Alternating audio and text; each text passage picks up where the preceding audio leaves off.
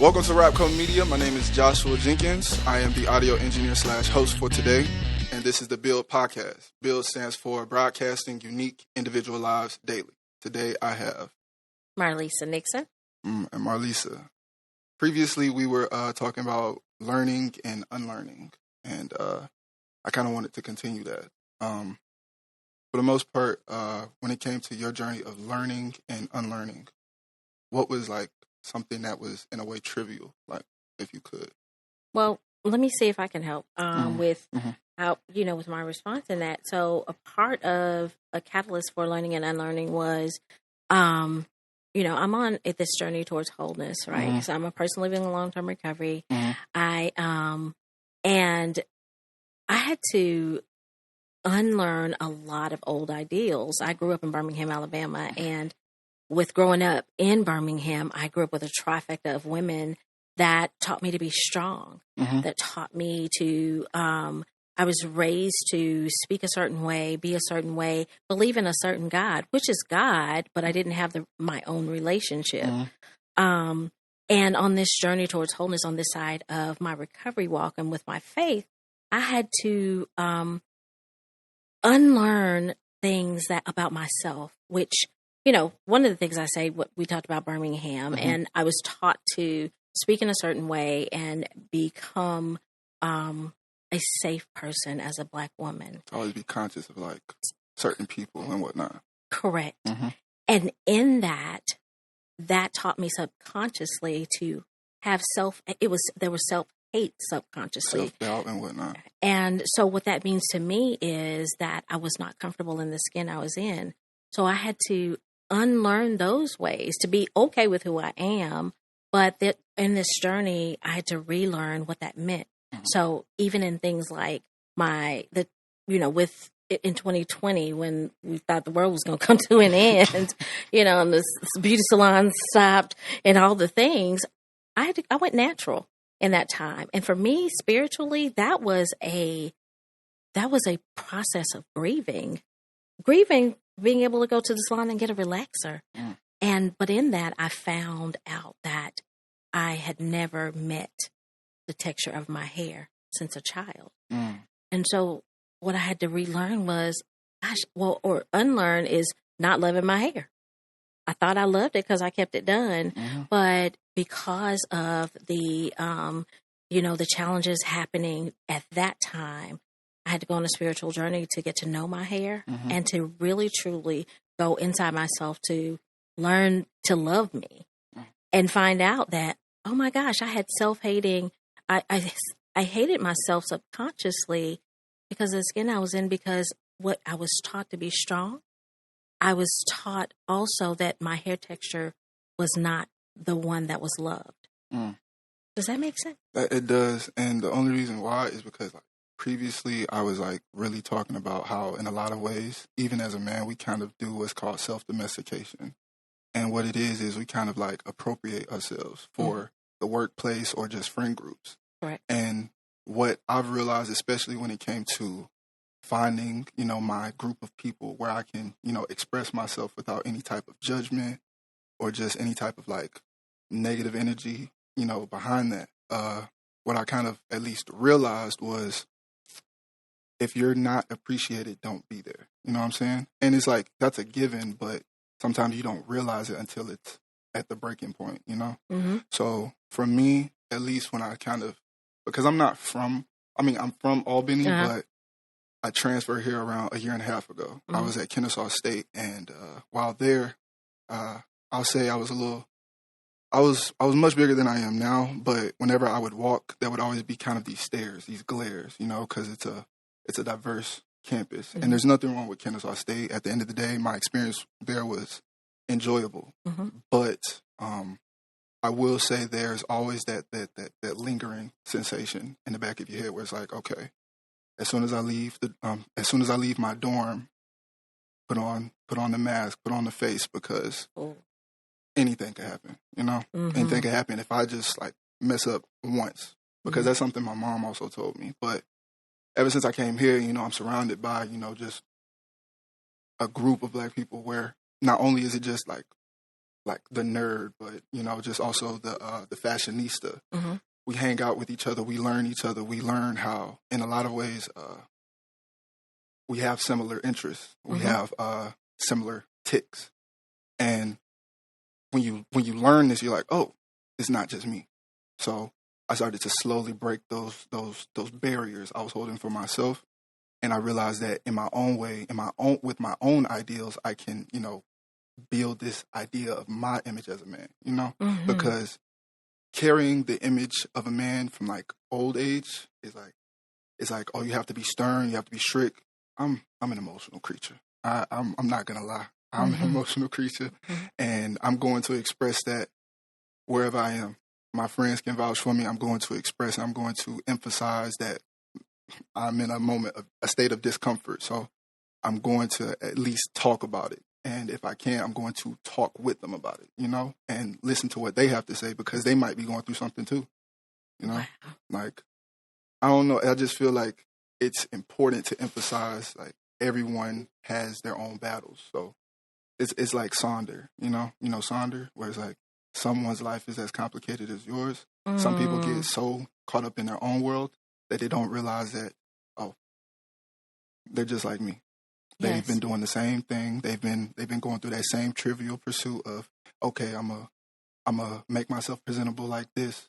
But when I get into that circle with my people, it's like all barriers come down, and we're just having fun. Yeah. That's I thank you for sharing that with me, because so many things just came up when you spoke about taking off the mask. So therefore, I think about, we talked about earlier about unlocking things, and when you say take off the mask, Opening that doors, means that there had to be a mask put on at some point through some pain, some degree of pain. I can equate that to that, and in talking about taking off the mask, it ends up being about that self-discovery, finding out more things about, oneself, and being able to get to that place and find your tribe where you can let your guard down and you can find your authenticity in transformation. Because when you take off the mask, it's about transformation. And that's a healing space. In a lot of ways, I don't know. I feel just humans have become like more comfortable with being discomforted, and that's why there's so many masks. That's why the workplace is at stiff energy whenever you walk in. Like, even when I am in the business place, had a job, work, put on my uniform, etc., I could sense the dis-ease in the workplace, because some people don't want to be there. Some people straighten their hair to look a certain way, and it's like, okay, we're presentable. Now what? We're all here trying to get a paycheck, trying to at least be able to be sufficient or self-sufficient in some way. But it's like, afterwards, what are we doing? We're doing like a self-care routine to wind down, because we haven't been ourselves. We haven't been our actual self majority of the day. Like, in a way, 24 hours in a day, at least 6 of those hours, you're actually being yourself. So that's something I'm relearning myself to embrace, especially since in a lot of ways there's different communities on campus, off campus, where it's like you have wondering eyes, and they're always kind of just gleaning, looking at you weird. And why are you could sense the judgment in a way. And I'm just relearning none of that matters. None of that matters. And the reason why is because I found people that appreciate me for me. They appreciate my goofiness, sometimes my weirdness, my silliness, and my sadness, because there's always 2 sides to the same coin. I'm not always going to be happy. I'm not always going to be sad. So I'm open, I like being vulnerable with people, and I like seeing their vulnerability, because sometimes you can't. Sometimes some people don't make a place for that. Some people don't make an actual space for that, and I like that. I emphasize that with all my friends. That's good. I love that. And you said, in terms of making a place, I spent a lot of years, in my career, journey of going into places and putting on the mask and being who others define me as, and being so uncomfortable. But and I am not an original Albanian. I'm not from Albany. I moved here for recovery, and I really thought I was going to be here 30 days. But this Albany is a huge recovery community. In my experience here, it'll be 9 years in April, I've seen things. I've seen transformation, and I've experienced things and been able to see the simplest things that matter today. I get to work in, the organization that I work for is recovery focused, and people that are in recovery work there, and we get to live our recovery out loud. And so, therefore, if I was anywhere else, I wouldn't be able to say I was in recovery because there's this stigma around that, right? But I feel you. Right? But also, I understand that people only know what they know. So when people ask me questions that sometimes I feel like that's asinine. Don't ask me. You ask me stuff about my hair. I don't know. I'm just getting to know this girl, Like, I'm still trying to refamiliarize or reacquaint because, it's like, for so long, I've been this. And I was really only truly that. Like, for me, I'm 21, I'm still learning. I'm still budding. But it's like, there's all these different Jeez, it's a 30-year age gap here. Come on. I mean, but that's okay. It's learning. It's always learning. Like, that's the thing. You're always learning no matter where you're at. Because, like, me personally, I thought Kennesaw State was going to be the holy grail. Like, I go to Kennesaw State, that's it. Computer engineering, 2 years later, no. But we are constantly learning because, and to be able to piggyback off that, is I'm still learning. It's like this journey. I told you, in 2020 is when I started this journey with my hair, and people may take that lightly, but this was very spiritual for me, and I didn't know that was what that was going to look like. I just knew that my hair wasn't. I didn't know how to manage and handle it, and it was tight, and it was not being nice to me. And then I had to just pause and say, okay, really, I need to learn how to love you in order for you to love me back. Today, me and my hair, we're in a whole relationship, and it's real like that. In a way, I'm curious, let's say stage one, when it came to learning to love the hair, what was it like? Because, it's always kind of like a redefining, like you kind of have to rewire your subconscious. So what was it like, slowly, like breaking that subconscious, like breaking it down, seeing all this stuff, like, why am I thinking like that? What was that like for you? It was a lot of tears. It was a lot of crying in the shower, and it was a lot of, I don't want to do this. There was a lot of, I don't want to do this. You don't want to be this person. I was uncomfortable. I was very uncomfortable. And, but my daughter, she had gone on a journey before me, and she was my encourager, but I wasn't really buying it because I was like, it's easier for me to get the chemicals and straighten my hair, manage that. But I had to be willing to do it afraid. And so in the tears, then there was things like YouTube videos. There were, let me try these products. Let me ask questions with people who have hair, like textures that look like mine, and say, what do you do? And finally, I mean, it's just really been in like the last year that I was able to find some things that work, that I was doing a lot of work and a lot of crying and failing a lot and skinning up my knees and feeling like, less than, that I wasn't worthy and that something had really been taken away from me. But what I gained in this was just going through, doing the work. You said it earlier about doing the work. I had to do the work in order to get to the space where I built relationship with my hair. And because my hair was acting just like me, crying and acting up and getting tight and balling up in the corner like, I don't want to do this either. But I had to meet my hair in the middle and say, okay, let's sit down and do this together. And so, and that took just a lot of prayer and trying and failing. And then finally something happened. I can relate really with hair because I'm currently going into 1 year of being locked, and this is my first time ever seeing my hair this long. Like, my mom always told me, hey, anytime, buzz cut or shape up, get the box, temp fade. And I was like, nah. Literally, when I came here, I just said, I don't want to get cuts anymore. I don't want people touching my head, because when you let people touch your hair like that, that's a transfer of energy. You know what I'm saying? And that leads to like unwanted energy. You know what I'm saying? So I said, how can I fix or at least work with what I have? And I said, lock it up. Mom came home.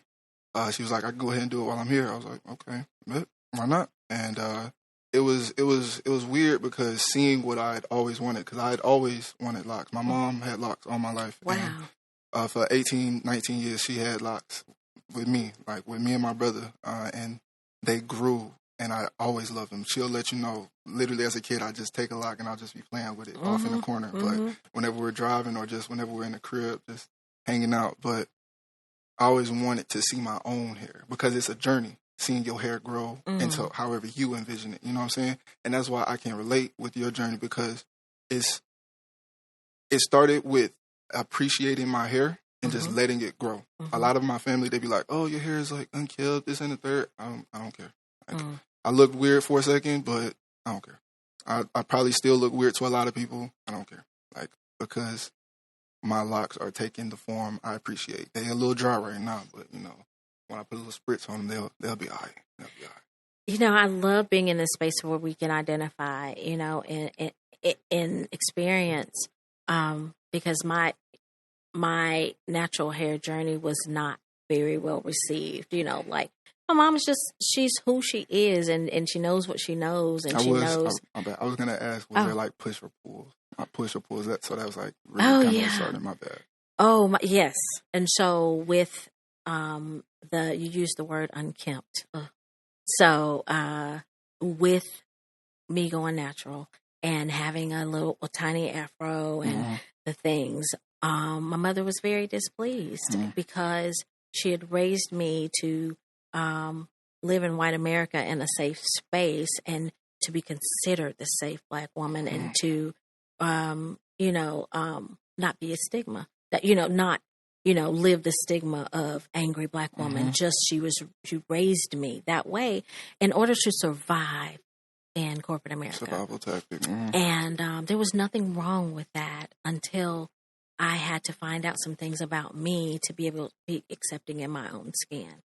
And so she really just recently started, she's gone natural since, because she would send me things like I would, be on a Zoom and if she joined the Zoom and she'd send me a message, oh, your makeup was so pretty, but I wish you'd go and get a relaxer. Yeah. And so I know that about her. So here's one of the things, how that affected me at one point in my life. It didn't affect me the same way when she said that. It's okay. It's just fine that she feels that way, because it didn't diminish the way that I felt about myself, because I had to begin to pour into me and find out the truth about me. And so I'm enough at every corner of the earth. Even when I'm not okay, I'm still enough. It's only one point of view out of plenty, like a billion, let alone like a million. So that is powerful. I'm not gonna lie. Now, in a way, from hair, what about heart? Like, because I know for me, I call it like spiritual knots. There are like different knots that we kind of create in our heart. The hair kind of ties into that a little bit. So I was just curious. For me, like prime example, there was this. How do I describe it? This dis-ease in my heart for relationships for a long while, because I felt undeserving, and I guess in a lot of ways, because a lot of people tell you that in a way, and I saw it everywhere I looked, where it's like, oh, well, it didn't work out, okay, keep it pushing, but I'm realizing now I actually want to talk about that. Like, I genuinely want to talk about the fact that stuff didn't work out. It's okay, now why didn't it work out though? Like, what went wrong? What did I do? Where were we not communicating? Because that was a big factor.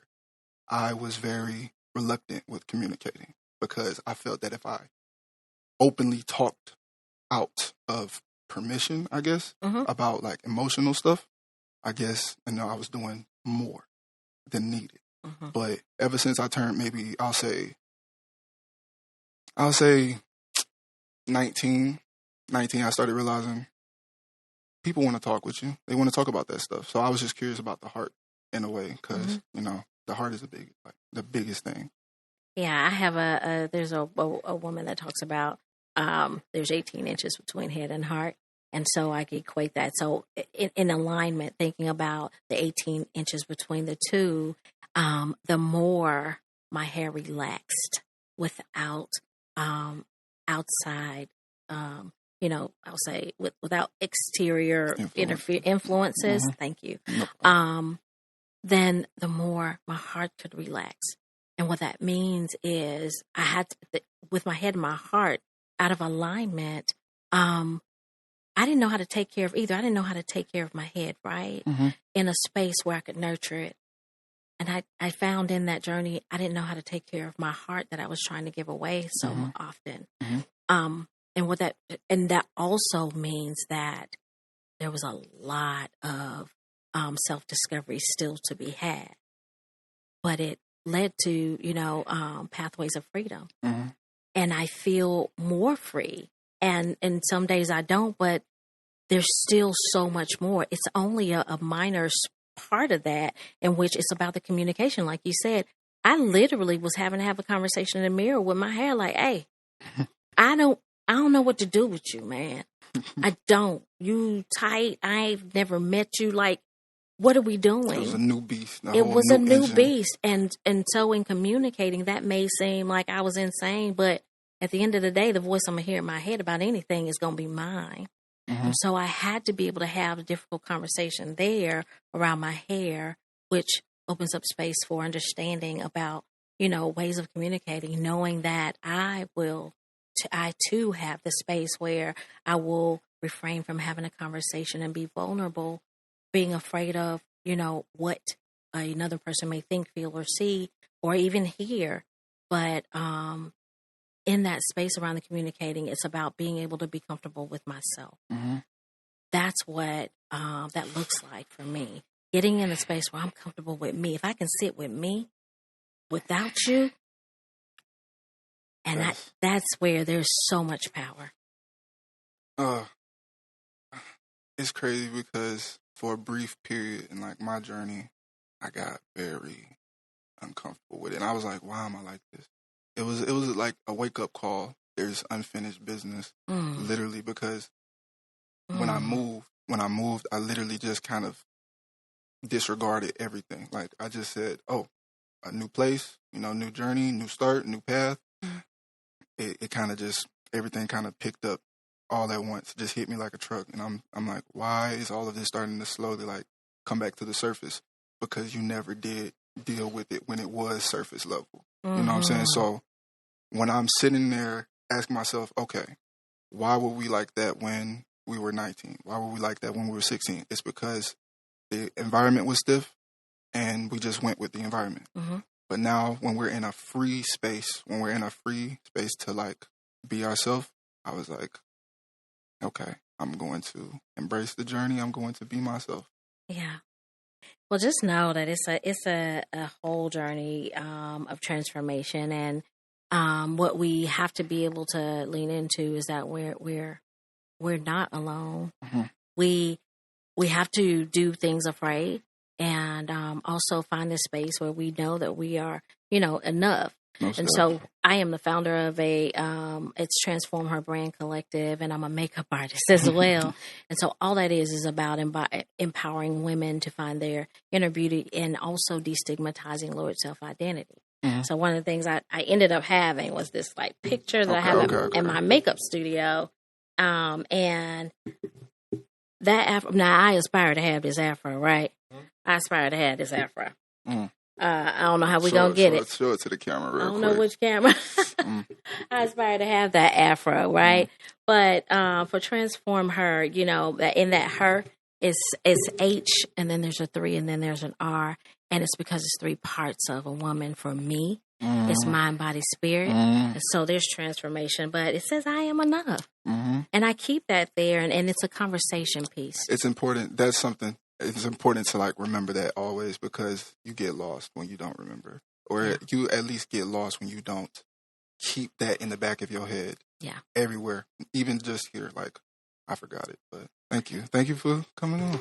Thank you so much for it. Thank you for the conversation. Thank you for being willing, to just really lean in and meet me on this thing. It's been exciting and delightful. Thank you guys for tuning into the podcast. My name is Joshua Jenkins. We're signing off.